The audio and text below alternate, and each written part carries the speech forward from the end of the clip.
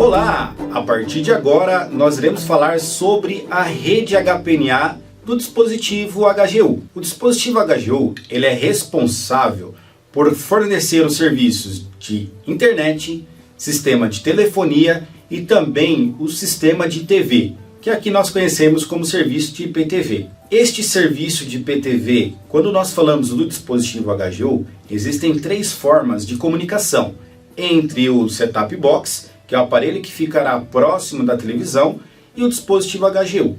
O primeiro deles é a ligação física, através do cabo de rede. Este cabo de rede, quando instalado no set-top box, nós normalmente só instalamos quando ele fica próximo do dispositivo HGU. O segundo é através da rede Wi-Fi. Porém, nós precisaremos de um set-top box, que é o decodificador, que também tem essa receptividade da rede Wi-Fi. E o que nós iremos falar no vídeo de hoje é sobre a comunicação do dispositivo HGU e o set-top box através da rede coaxial. É através da rede coaxial que nós poderemos instalar mais pontos utilizando os divisores de rede coaxial. Por se tratar de uma rede HPNA, agora nós vamos começar a falar um pouquinho sobre essa tecnologia. HPNA é o nome Home Phone Line Network Alliance. É o nome da tecnologia que permite a criação de uma rede através de cabos coaxiais. Tecnicamente, são placas instaladas dentro de dispositivos que permitem esse tipo de ligação através do cabo coaxial. Dentro da construção de uma rede de cabos coaxiais, nós teremos os divisores, os conectores e os cabos. Mas antes de começar a falar sobre a construção da rede, já deixo algumas recomendações importantes na hora de você realizar uma instalação nova na casa do cliente. Primeira recomendação é: não utilize cabos existentes. E eu vou explicar para vocês alguns motivos. Vou tentar convencer vocês em não utilizar cabeamento existente. O primeiro deles, que pode ser para sim e pode ser para não, pode ser a questão da herança do problema. Muitas das vezes o cliente cancela um produto antigo e faz uma nova aquisição de um produto exatamente por algumas falhas de funcionamento. E quando você acaba reaproveitando esse tipo de falhas, você pode estar tendo como herança um problema antigo. O segundo motivo é: como você não instalou o cabo, você não tirou ele de uma bobina nova, você não sabe quais são as condições deste material. Como existem muitas residências que possuem a ligação entre um ponto e outro através de tubulações, você não vai conseguir fazer a sua análise visual de ponta a ponta, impedindo que você faça essa análise e localize pontos dentro do cabo, onde que você vai ter lá, por exemplo, cabo amassado, capa exposta e até mesmo emendas desnecessárias. E o outro motivo que eu deixo para vocês é exatamente sobre o desgaste do material. E como nós estamos falando de um cliente novo, ou até mesmo de alguma reinspeção onde que existia um problema, o ideal é que você sempre trabalhe com materiais novos. E vamos falar também sobre não reaproveite conectores. No vídeo de demonstração e prática da montagem do conector coaxial, eu explico exatamente os motivos e para que serve cada elemento do cabo coaxial. O condutor, o elemento de elétrico, a malha e a própria capa. Na confecção, quando feito de forma incorreta, a blindagem do cabo pode ser comprometida. E como você não fez o conector, você não tem como fazer uma pré-análise sabendo se o conector foi bem confeccionado ou mal confeccionado. A recomendação é: não utilize conectores existentes. Outro elemento chave na confecção da estrutura da rede coaxial são os componentes que fazem a divisão dos cabos coaxiais. Então, primeira recomendação: o divisor, ele é um elemento que serve para dividir o sinal da rede coaxial. Então você pode trazer apenas um cabo do dispositivo HGU e a partir dos divisores fazer as ramificações de acordo com a quantidade de pontos de TV. Porém, esse divisor não é um divisor comum que você encontra em qualquer material de construção. Por se tratar de uma rede HPNA, é um divisor específico, de padrão resistivo. Isso significa que quando você utiliza esse tipo de divisor, a entrada, a saída vai funcionar diferente da composição de um divisor capacitivo e indutivo. Qual é a diferença entre o divisor resistivo e todos os outros? O divisor resistivo, ele vai precisar de uma conversação entre um equipamento e outro equipamento. Esta conversação pode estar de acordo com as saídas dos divisores. E como eu tenho entradas e eu tenho saídas, na divisão e na composição de um divisor capacitivo, por exemplo, como esse, você vai ter diferenças entre entradas e saída. Veja bem, da ponta A até a ponta B, nós temos uma perda de inserção. Eu fiz a inserção do conector e agora eu estou fazendo a saída. Então vamos dizer que é uma perda por inserção a palavra entrada e saída. Quando eu tenho a informação de saída para entrada, como o caminho é o mesmo, eu ainda tenho as mesmas atenuações. Atenuação de inserção.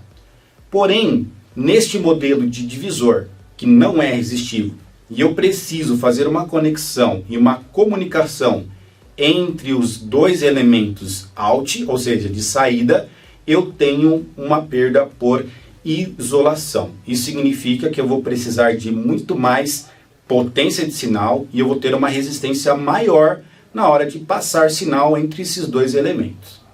Isso, como que funciona na rede HPNA? Como eu falei para vocês, a rede HPNA ela é uma tecnologia que permite a construção de uma estrutura de rede local. Isso significa que os equipamentos estarão em constante comunicação. Então veja esse modelo que eu explico um pouquinho mais para vocês em detalhes. Veja que o ponto A está ligado ao dispositivo HGU. O dispositivo HGU ele tem uma passagem de cabo que ele vai até um primeiro divisor, que é um divisor com uma entrada e duas saídas. Ele precisa mandar comunicação para o ponto B, que está no quarto. Uma vez esse ponto B, ele é um gravador. E o gravador aqui na operadora, ele é responsável por fazer a gravação de todos os elementos da residência. Uma vez que esse gravador realizou a gravação, eu posso assistir em qualquer ponto da minha residência. Veja agora, se eu tenho o ponto B e agora eu tenho o ponto C vai precisar assistir a gravação que foi feita no ponto B. O caminho que ele vai percorrer para fazer este tipo de comunicação, ele vai sair do ponto C, vai passar pela saída do divisor e vai sair também por outra ponta da saída do divisor, fazendo a comunicação entre as saídas. Se eu tenho, neste caso, um divisor resistivo, veja o que eu vou falar para vocês. Pouco difere se eu colocar entrada na saída, saída na entrada, porque ele é resistivo, ele trabalha sobre resistência. Diferente dos divisores capacitivos e indutivos. Aí sim, se eu coloco um divisor, neste caso, aqui, que não é resistivo, ele vai comprometer significativamente a comunicação de dados neste cliente. Existem outros elementos na rede que você também deve evitar na construção de uma rede HPNA. Elementos como emendas, esse tipo de emenda F, existem algumas aí que vocês vão encontrar até com uma boa qualidade. Outro elemento que não pode ser utilizado na rede HPNA, além dos divisores iguais a esses, que são os divisores capacitivos e indutivos, outro divisor também de formato capacitivo e indutivo, que são chamados de TAP. Esses modelos de divisores, eles possuem uma entrada, possuem uma saída e possuem uma outra saída chamada de TAP. Como que funciona esse divisor? De entrada para saída e de saída para entrada, eu tenho uma atenuação ou uma perda por inserção. Já de entrada para saída TAP, essa é uma saída por derivação. Isso significa que o valor da atenuação estará de acordo com o número do TAP. Se for o 6, o 9, 12, 16, enfim. Qual é o número do TAP vai ser a atenuação. Tanto de entrada para saída como saída para entrada. Porém, Quando eu tenho a comunicação que vai ser utilizada de TAP para out, ou seja, de saída para saída, novamente eu vou ter essa perda por isolação. Eu vou ter que mandar muito mais sinal e a minha perda vai ser maior. Então, nesse caso, somente utilize materiais exclusivos da operadora, de padrão HPNA. Esta limitação que eu falo agora é sobre as curvaturas.